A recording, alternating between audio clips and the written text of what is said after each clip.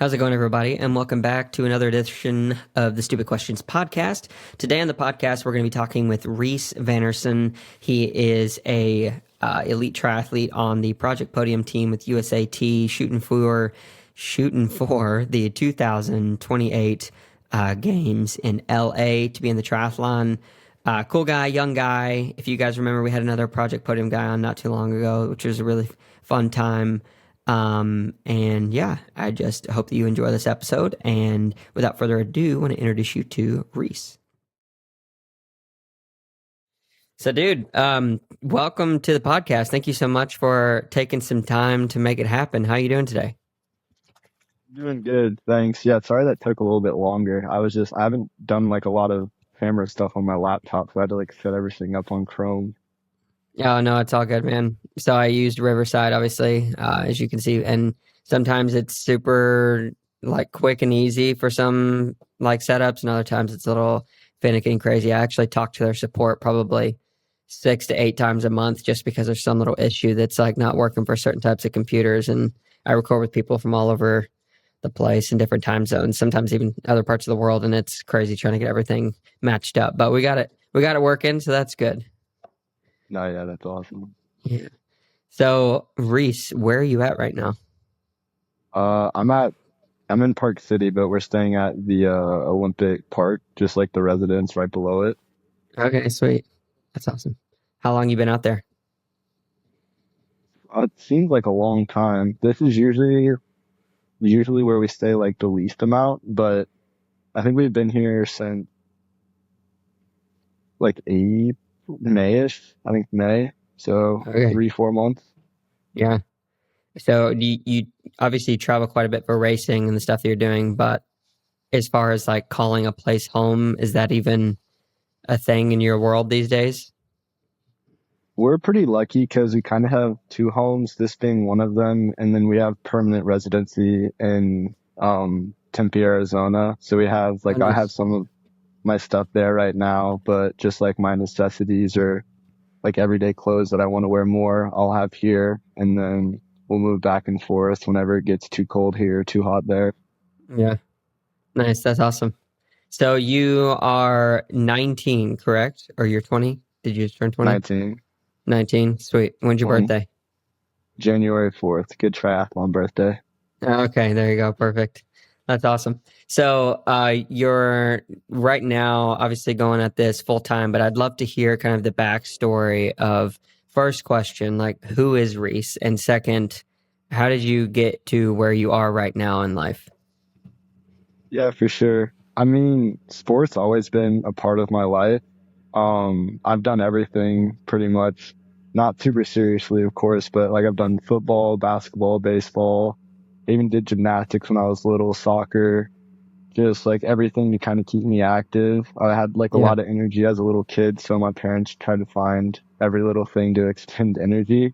Hmm. And I like to run around a lot. So when I was 8, like in second grade, my mom found this track team and she was just like, you should try this. And I fell in love with it after one practice because I just liked running. I was some kind of Mm. sicko, I guess, at 8. Yeah. Um, and then I didn't too long after do my first triathlon just with like a few of my childhood friends. And it was just like an annual thing we did, like the Houston Kids Triathlon. Sure. But it wasn't until more recently where I kind of took it more seriously and joined like a triathlon team. And that was kind of mid high school, like 15 years old is kind of when I kind of started taking that as like my primary sport along with track. Yeah. So you were obviously pretty young when you started like getting into this more competitively. What was your high school experience like? And then are you enrolled in college now, or is that something you kind of put on the back burner? Like how's that all fit? Right. Yeah, I went to high school at Strake Jesuit and I'm very thankful for the coaching that we had there. They were very open and we were very open about my aspirations as a triathlete and Mm, I also wanted to excel in track. So I kind of had triathlon as like a second tier thing. That was kind of just a summer sport. and I was kind of full on track throughout the year with a little bit of cross training here and there on the bike with my cycling coach at the time, Derek, and just swimming that I was getting swim workouts from my like junior tri team Alpha, but it was kind of all just track focused or running related. And then once it was summer, they kind of turned their head and I got to race a little bit more triathlons. And then I went to Europe in 2022, and that's kind of when it went from like my second sport to that's like what I want to do. Yeah. And I am currently enrolled at ASU. Most of the guys on the team are. Okay. And we don't do a ton of classes. Like, well, I'll do like 5 classes in a school year, so it's not super Pretty strenuous, low-key. but I'm still getting it in. Yeah. What are you taking right now? Is it most of generals, or are you focused on a specific thing? Yeah, I'm taking pretty much all generals, at least for the next few terms. I'm in English 102 right now, so I didn't take any APs in high school, so I'm kind of stuck doing them now. Yeah. Yep, that was me. How are they going? Pretty good. We just started, so everything's really easy. It's just icebreakers and stuff, which I wish Yeah. was just the whole term, but it kicks up pretty soon. I've looked ahead, so Yeah, for gotta get sure. ready. So do you think that, I mean, so you're enrolled right now. I don't know how many years it would take to complete a degree with like 5 classes a year, but I imagine it would take a bit longer.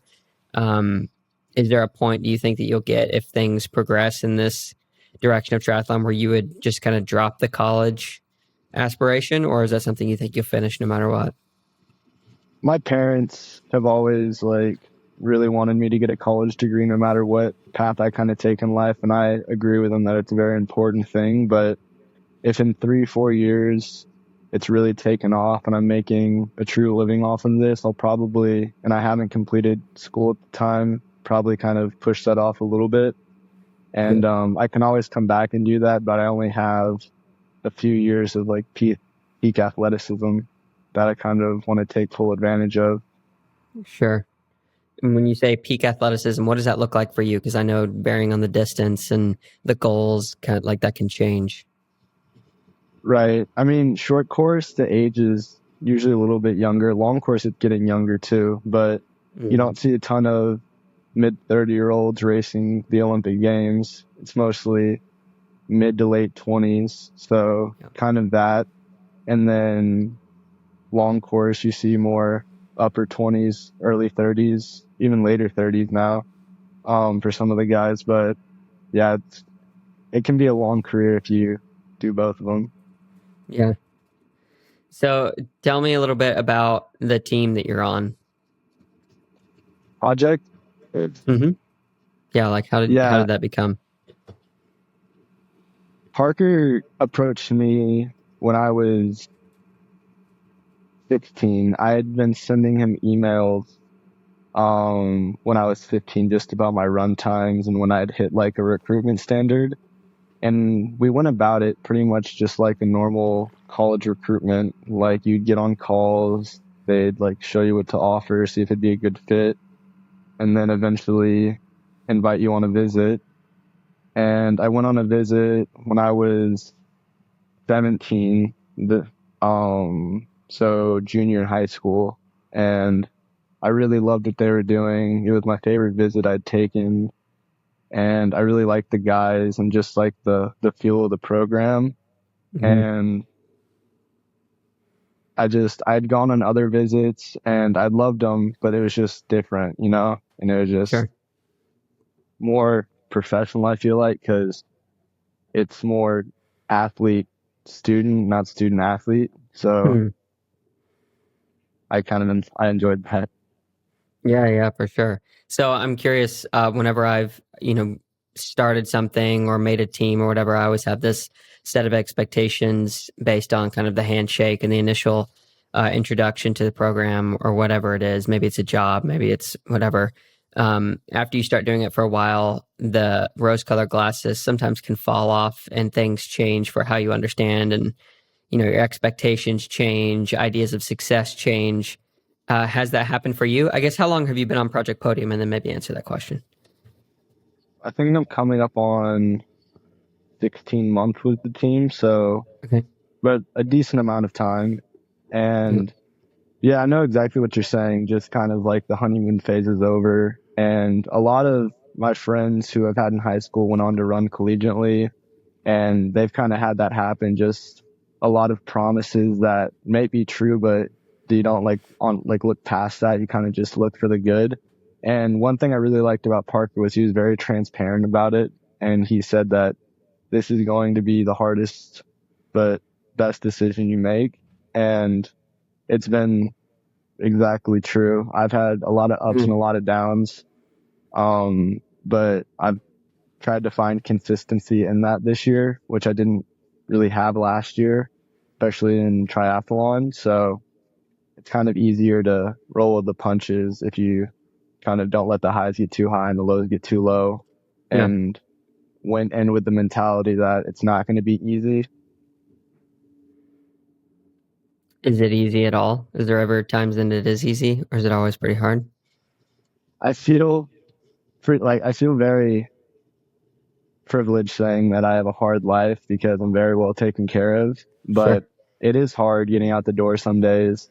I mean, we're training 25, 30 hours a week, some guys more. And I mean, it's hard as a 19-year-old to kind of have that dedication and just wanting to get out the door every day. But I, I love it. Like I love every second of it. Even when I hate it, I get done with it Hmm. and I feel accomplished and I just want to keep going. And I haven't had a real long down period, which I'm very, very thankful for. But yeah, I mean, I love it so far. Yeah. What do you mean by down period? Is that like a time off, or what do you mean by that?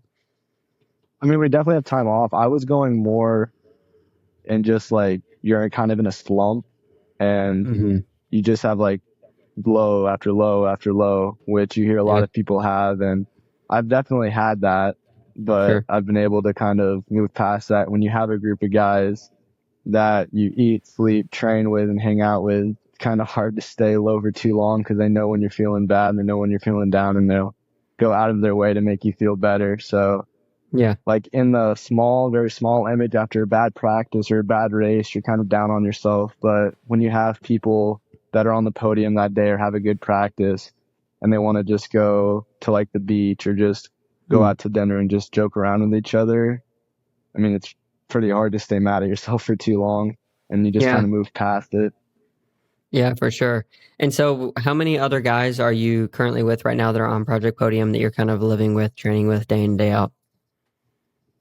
Right now, we just had two guys leave, Owen and Chris, to go to Paris, and they're there right now. But our entire team, we had three new guys join this year. So that's three.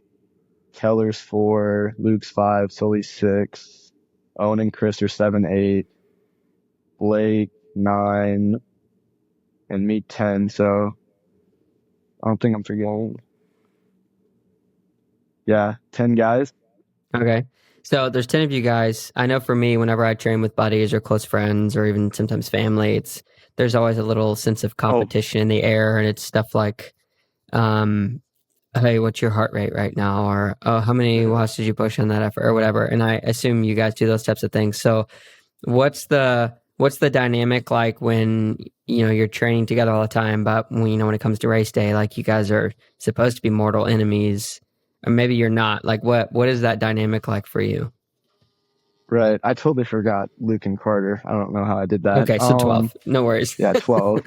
Um, but no, yeah, I know what you're saying. Just there's a lot of testosterone in the group and it's kind of Hmm. like a practice, sometimes can turn into a race, but we've been very good about that.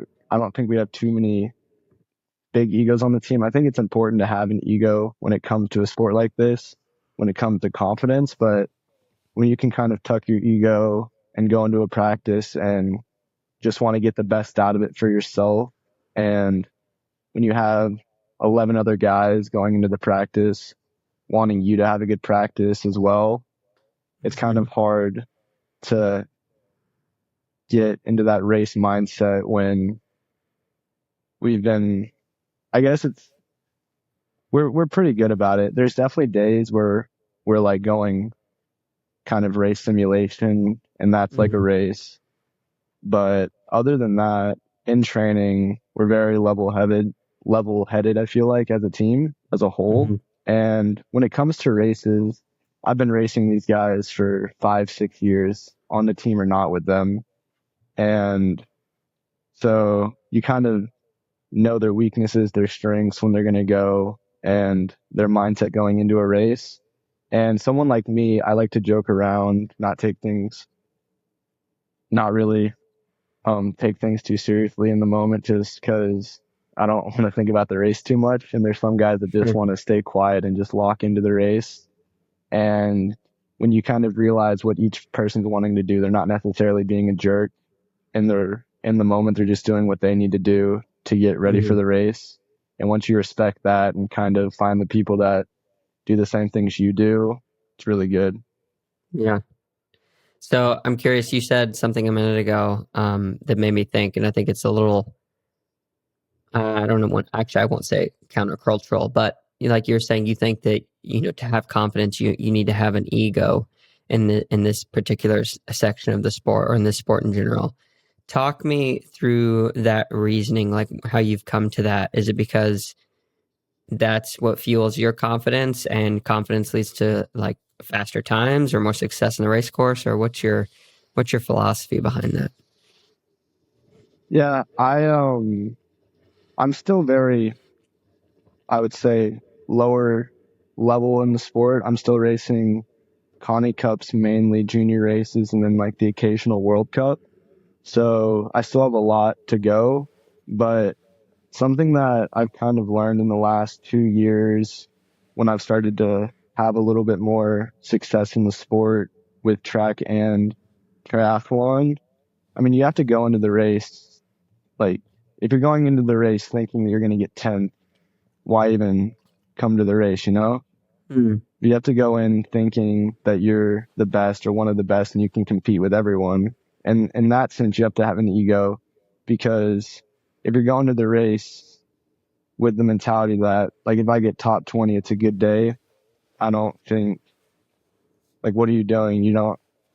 I don't really think going to the race to lose is a great mindset. Hmm. Um, so I guess in that sense, but the confidence definitely comes from training.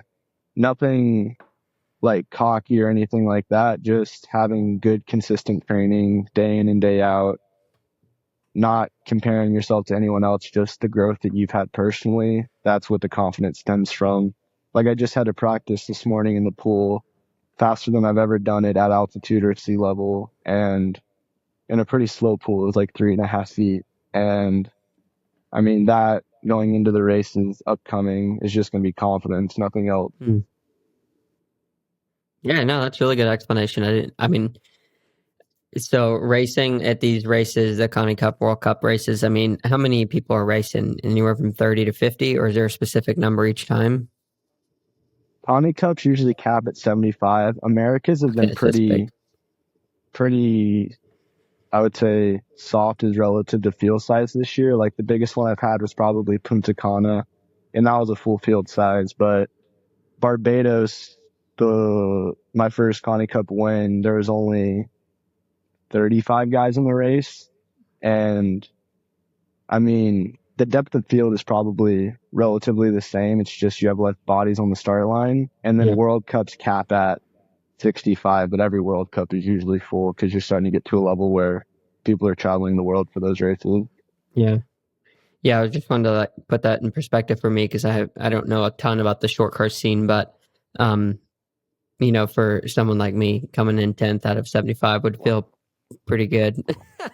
But and then again, I'm not on Project Podium and I'm not shooting for the Olympics, you know. So is your goal being on Project Podium? Are you shooting to be at the 2028 LA Games? Like that's what the Project Podium focus is. Yeah, I mean, it's in the name. Project Podium is just to, at some point in the near future, be at LA or Yeah. 32, 36, whenever, to get a US man on the podium. And um, yeah, I mean, it's all relative when it comes to like going, when I said going to a race to get 20th, but when that's the team motive is getting on a podium in 4, 8, 12 years, you don't want to go to a race thinking 20th is a great day. Yeah. Yeah. 100%. So I'm curious, you basically have a full-time job where you're doing this, you're doing a little bit of school. It doesn't seem like there's a whole lot of time outside of training and those things other than to eat, sleep. I mean, maybe the occasional day off. So when I was 19, I cared all about maybe two things, girls and food. So where does that fit in your guys' lives? I know some of you guys have girlfriends, but like, how do you just forego that, or what's your experience with that side of things? It's definitely different, right? Because in Arizona, we're on a college campus, but we're not going to classes in person per se. We're going online. And the Hmm. only time we're really on campus is either to go have food, go to our swim at Mona, or go run at the track. And then other than that, we're kind of um, just hanging out, recovering, eating, sleeping, whatever that is. So it's definitely a sacrifice that I looked at as a sacrifice my first year, but I I don't really look at it as a sacrifice. It's just kind of the lifestyle that we live, and you just kind of have to be 100% okay with it, missing out on going to the college parties every weekend or something like that, and just kind of prioritizing sleep, especially in season and recovery. And I think me developing not only as an athlete, but as a person, that mentality has definitely changed in the last year. And I feel old saying this, but I feel very like okay with missing out on it. And Yeah. that's not something I necessarily feel like I'm missing out on. I'm just preparing myself for the upcoming training or upcoming races. Yeah.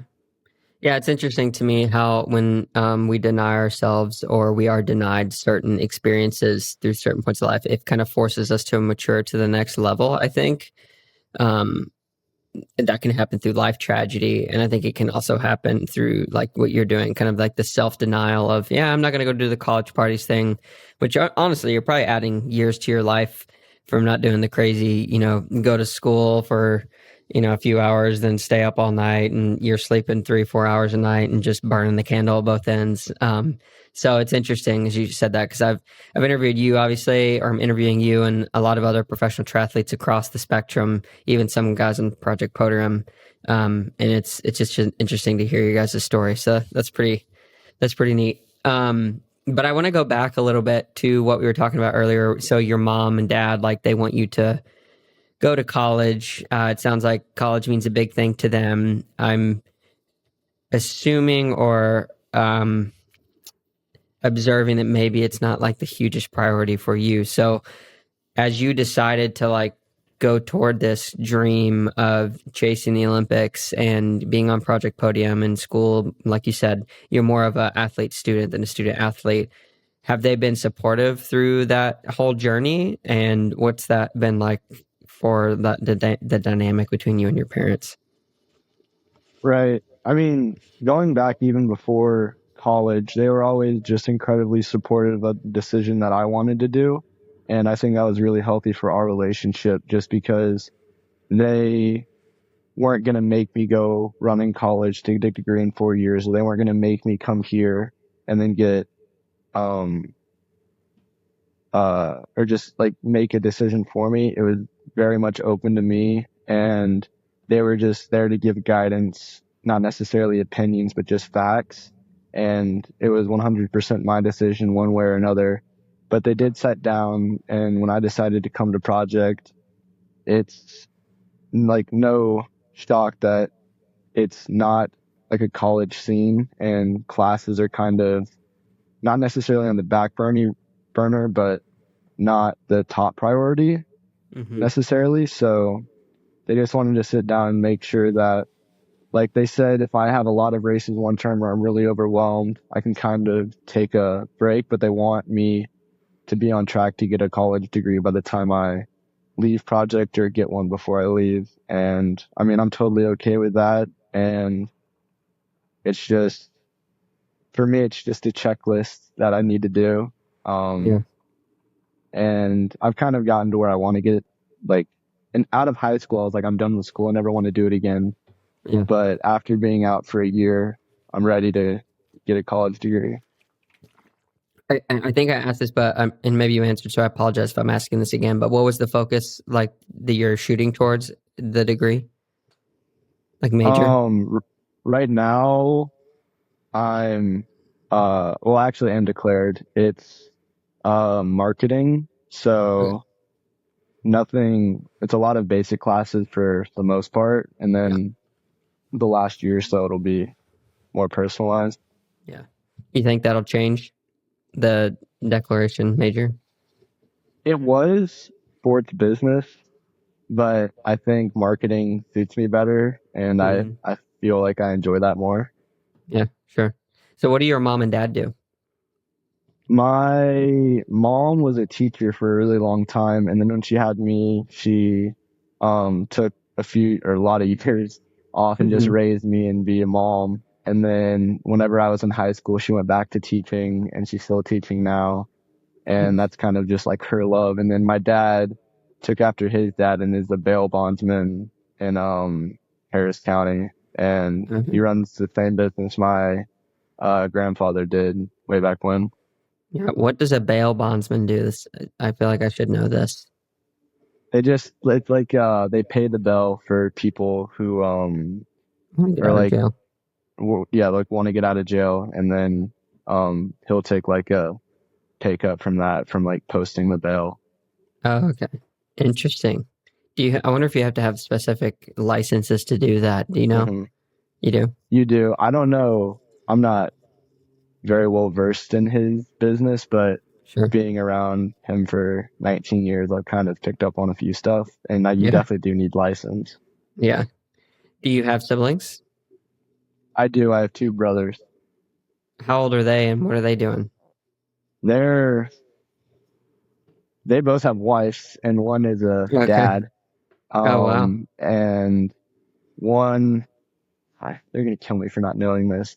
I know one is in like disaster management, Okay. and I know one, and the middle one was in accounting for a while, but he's in an office job. I don't know what it is. Yeah. Do they like do they know what triathlon is? Like when you go home for Thanksgiving or whatever Christmas, are they just more like, "Oh yeah, Reese does that triathlon thing." What are the distances again? Or do they know? Are they invested? Are they fans? When I was younger, I think they were kind of more like that, and they were just like, "What's the distance again?" But when I decided to take the like elite route in this, Hmm. they were very much more invested in it, and like they text me before races, after races, Oh, that's and awesome. just like are really, really invested in the sport, which I'm very blessed to have a family that cares a lot about what I do.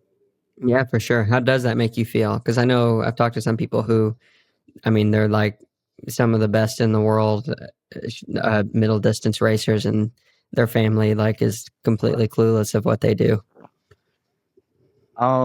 It's very rewarding just because it makes me feel like they care, that they do care about what I do, and I can go home and talk to people about it if I want to. A lot of the times I don't want to just talk about training after I went and trained all day, but Hmm.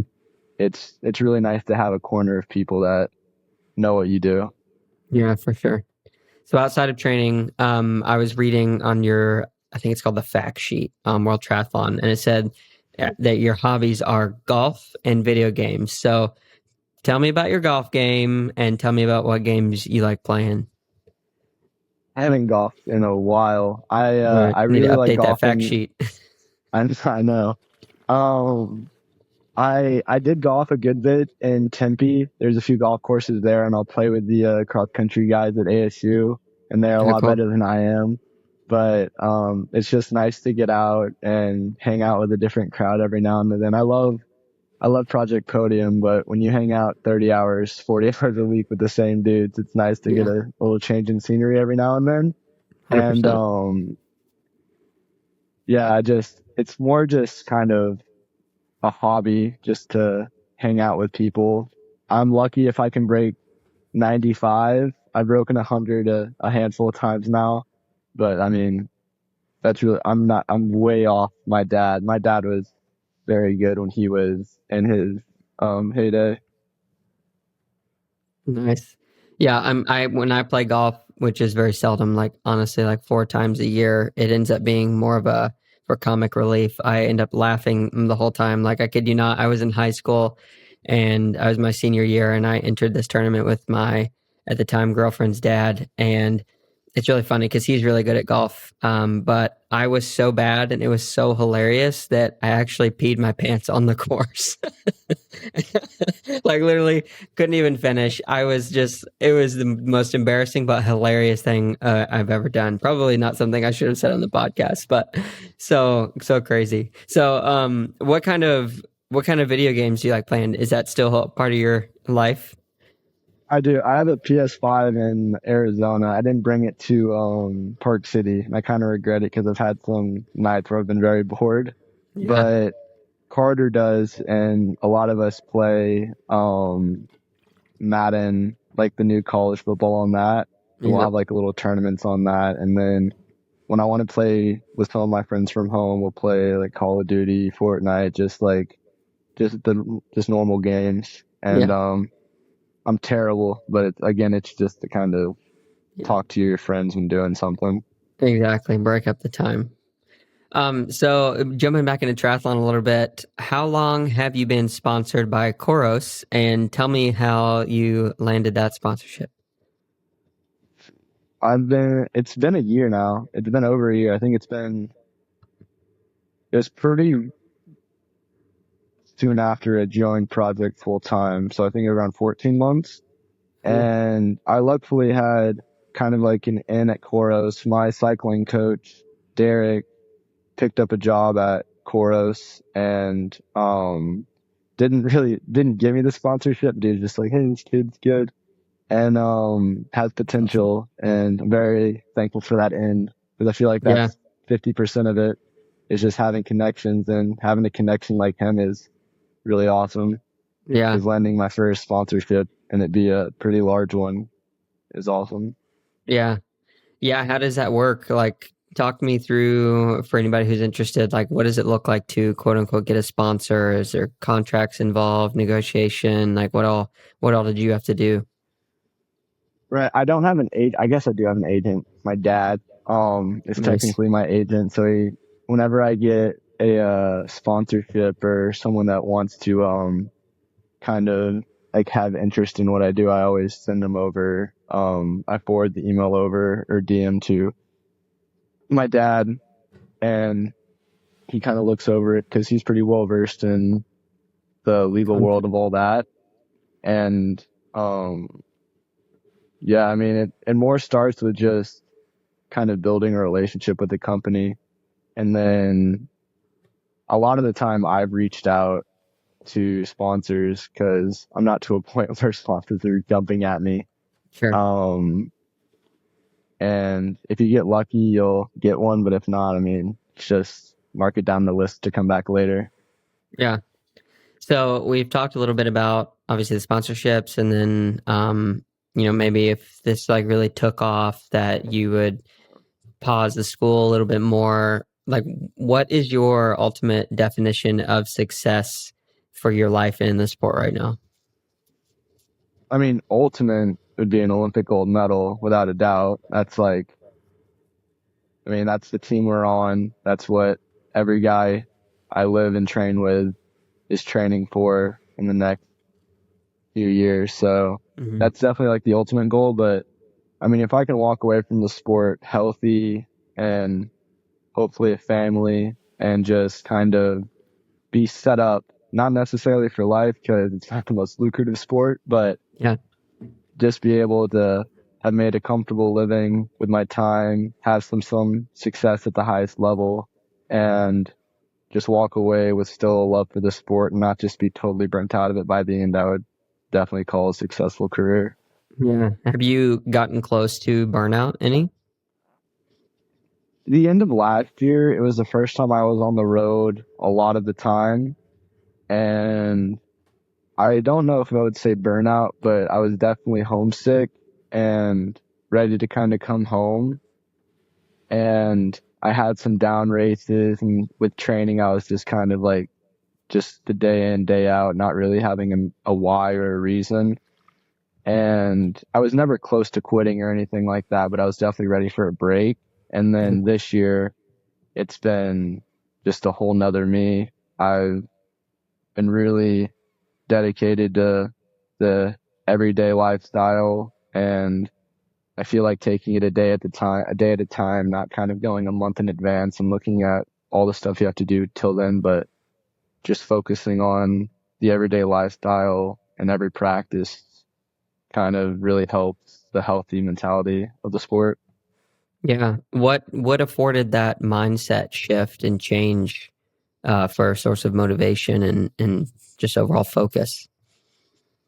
I didn't have a mental skills coach until this year, so and really just recently we've started working with someone, but it was a lot of personal growth that I've had that off season. I took a week off, went to hang out with some of my friends at their college campuses that I haven't seen in a long time Mm. since high school. And then when I got back home and we started training again after I think it was 5 days or so, so not too long. Like those 5 days off, I was just I was so ready to get back. I was like itching just to get to a practice. Yeah. And if you would have looked the 5 days before that, I was just so done. So if I can change that mentality in a week, I know that I'm gonna love the sport for a long time. Yeah. So you just gotta kind of take the bad days as they come and move past them. Yeah. What kind of like things do you guys focus on for like mental skills coach? Are there repetitions of like mental training that you do, or are there special tools that you have that you've been working on to kind of keep things sharp? I'm still fairly new to it all. We're trying a lot of different stuff to kind of see what works.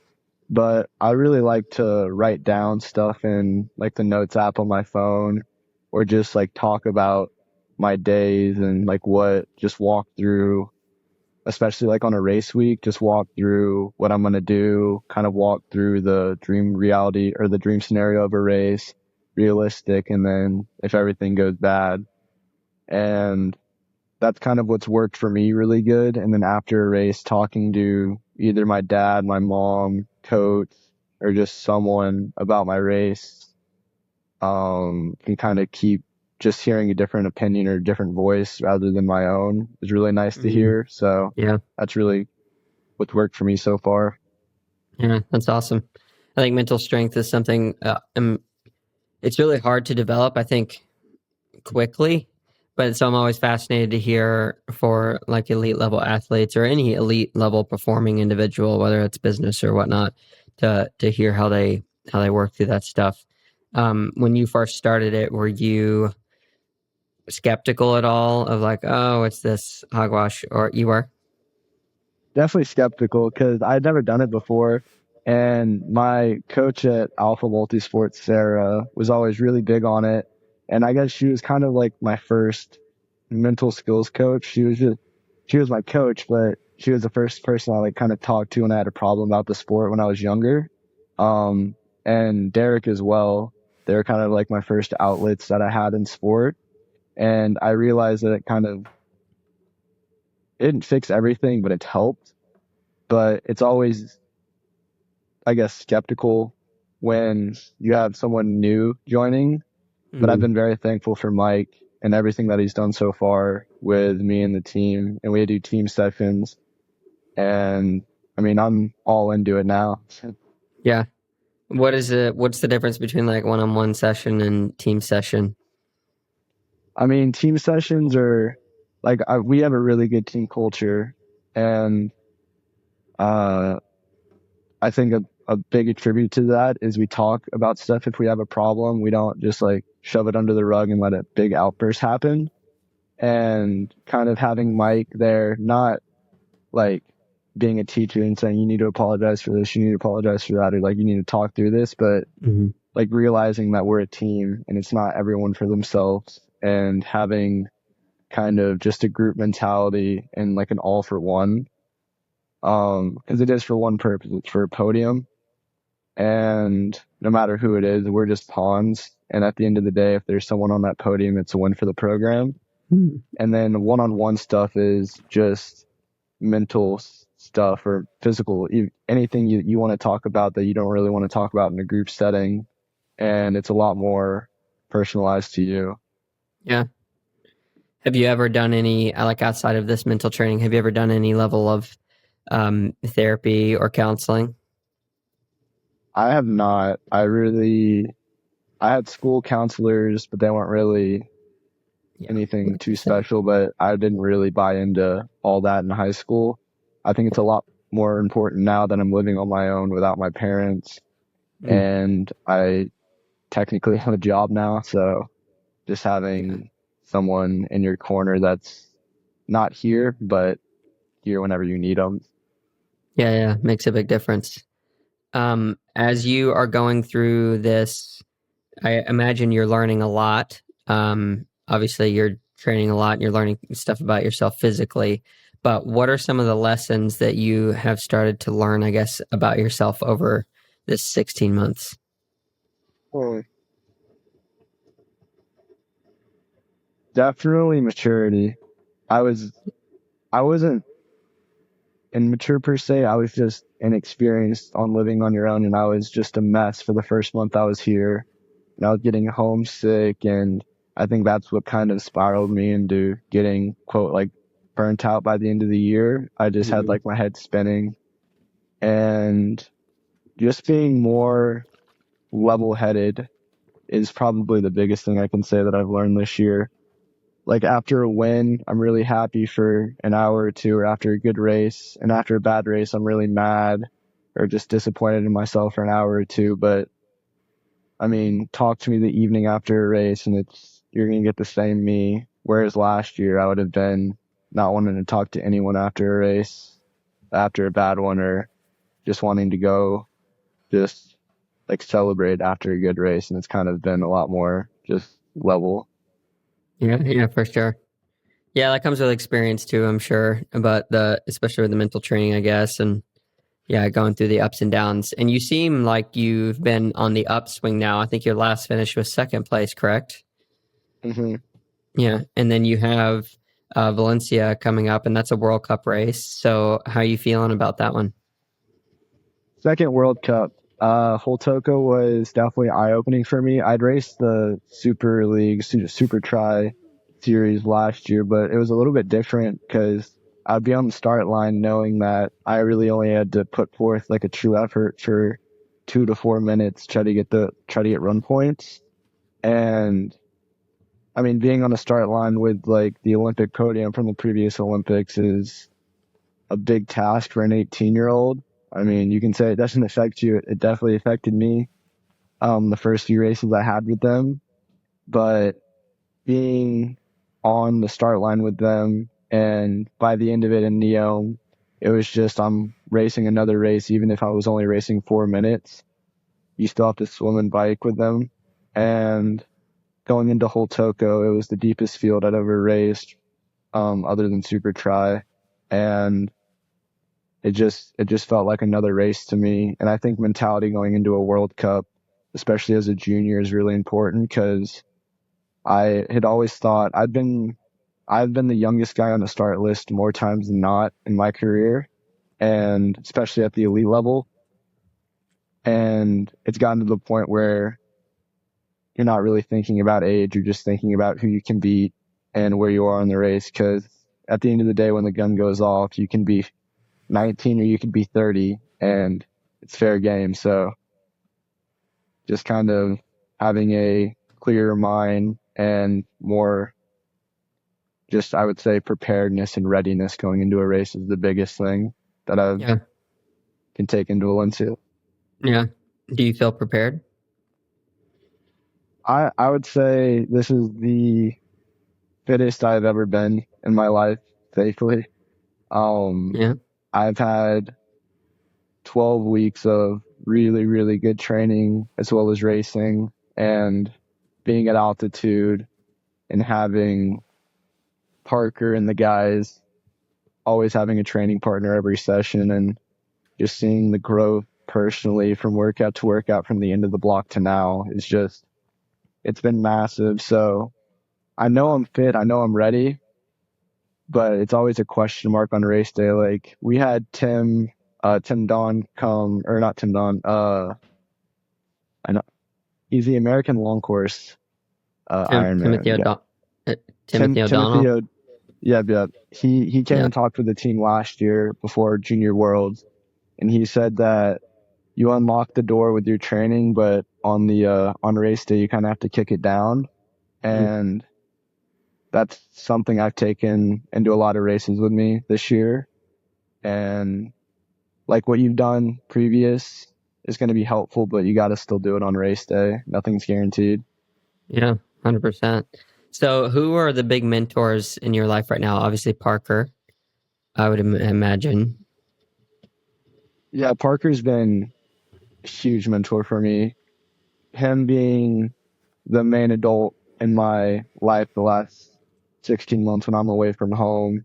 He's taken care of me when I've been sick. He's gotten me through airports when I didn't have flights. He's um been from been with me through every practice, good or bad, the last 16 months. And yeah, it's just he's been very, very um helpful in my development the last 16 months. But I mean, I would still say my main mentors are my parents. Without a doubt, I talk to them almost every day. And then Derek, my old cycling coach, had always been a really big mentor for me, and Sarah as well. Just they kind of taught me how to have like a healthy love with the sport, and were kind of like my first people in sport that said that like it's okay to have like a bad day. So Yeah, for sure. So, what right now is taking up the most mental capacity for you as you prepare for the future? that's a good question. I think like in the near future, Yeah, or long term. I mean, whatever you feel like is taking up the most compute for your brain. I'm every day I'm thinking about junior worlds. I mean, I've done that going into every junior world champs for the last 3 years. It's just that's like the big day on the year, and that's what we're training every day to race good on that one day. Like we want to race good all season, but you want to be at your absolute peak on the start line of junior worlds. So I would say that's gotten me through the most of my training sessions, and that's what's been on my mind more times than not throughout this year. Yeah, good answer. So, something I'm really curious about and interested in is how you first wake up in the morning and what you do before you go to bed. Because I think that how we set ourselves up before we go to rest and the first thing we do in the morning kind of sets the tone for what's to come. So, what are Sure. your before bed routines and your first thing in the morning routines? I know a lot of the long course guys have like a very, very strict regimen because they're waking up pretty early. Mm-hmm. We don't necessarily have like super early training sessions. Like I woke up at 7 today, and that was a relatively earlier wake up.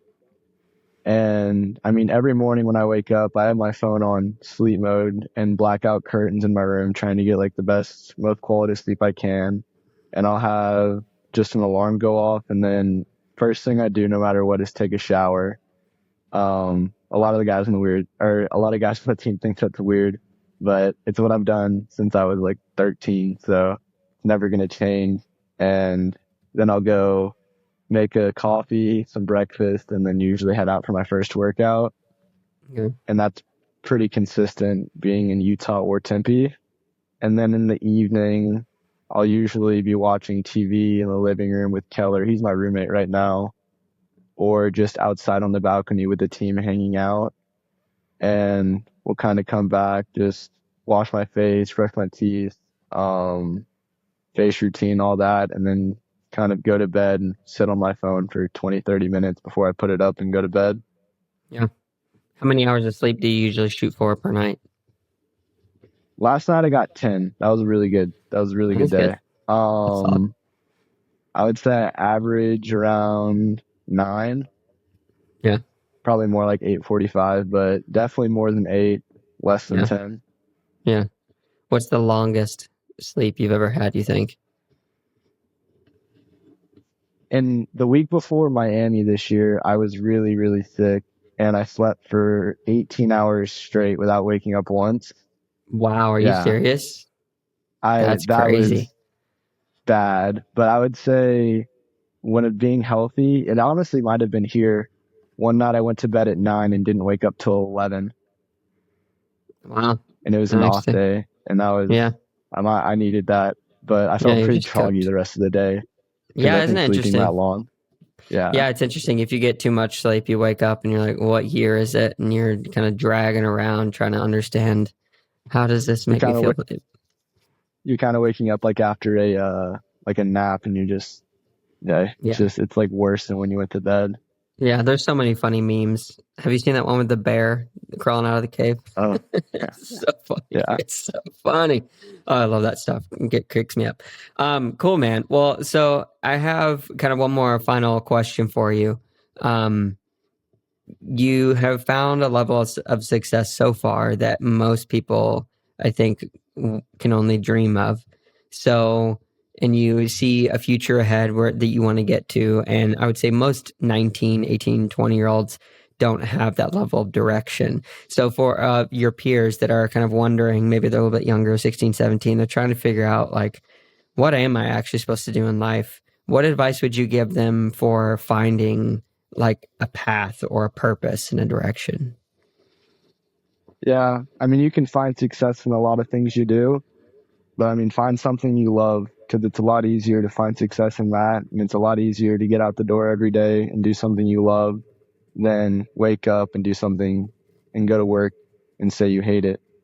So find a passion, find a why, and find a reason. I rarely go into a race without a why, and a lot of the time I'm racing for someone close to me going through something, and it Mm, just gives me that much more going in when I'm like alone on the run or alone on the bike, and just kind of it's kind of cliche, but it's helped me a lot. A lot of the times I'll race for my mom, dad. I've lost like my 2 childhood dogs this year, so I've dedicated some races to mm, them. And mm. it's just like, just find a why and yeah, do something you love. Yeah, yeah, that's really cool. I think having a why behind everything we do is so important, and that's really interesting. Um, that you mentioned also like racing for something.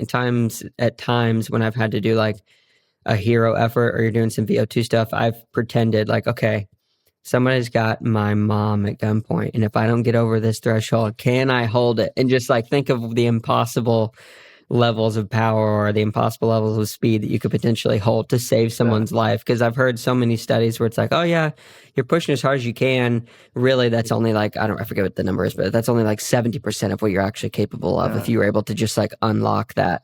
And yeah, so that's a cool thing to Like do. get into fight or flight. A lot of the times Yeah. around the threshold Scare efforts, yourself.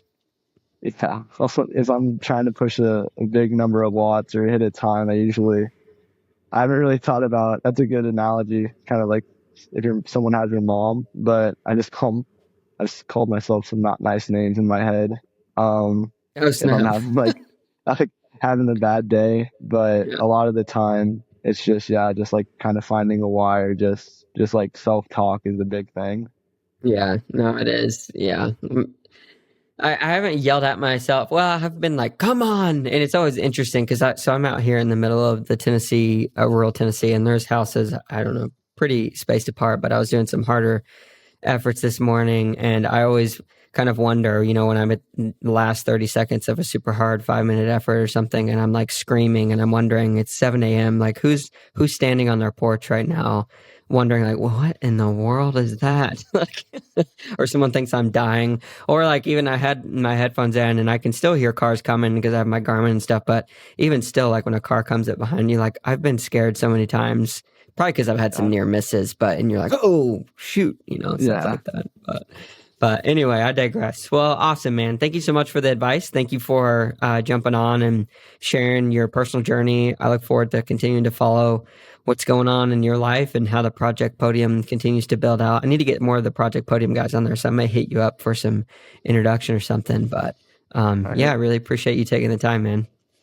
No, yeah, I appreciate you having me on. It was good fun. Amen. Thank you so much again to Reese for coming on the pod and letting me dive into his life. Super cool guy, obviously has a bright future ahead and is figuring a lot of stuff out. When talking to some of these younger guys, 19 and 20 years old, I realized like, wow, I was an idiot when I was that age, and these guys are way ahead of me. Absolutely crazy. So again, thank you so much to Reese and the Project Podium team and everybody else for letting me interview them. If you made it to, and one last thing I wanted to say, the piece of advice that I asked Reese for is like basically how to find a path. And he said, basically, figure out what you love. And I just wanted to interject a little bit. I know sometimes it can be really hard to figure out what it is you love, but in our early teens, 20s, and even 30s, and sometimes even older, it can be really hard to find those things. But the only way that we're going to figure out what we do love is by getting out there and trying lots of things. So consider this the mandate for today. Get out there, try something new, see if you like it. And if you do and you love it, maybe you should think about doing it. If you made it to this point in the podcast, just want to say thank you so much wherever you're listening or watching. If you wouldn't mind giving a like, subscribe, comment, review, follow, comment.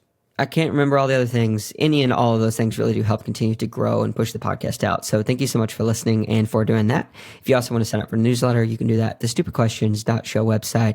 Thank you for listening, and I will catch you in the next one.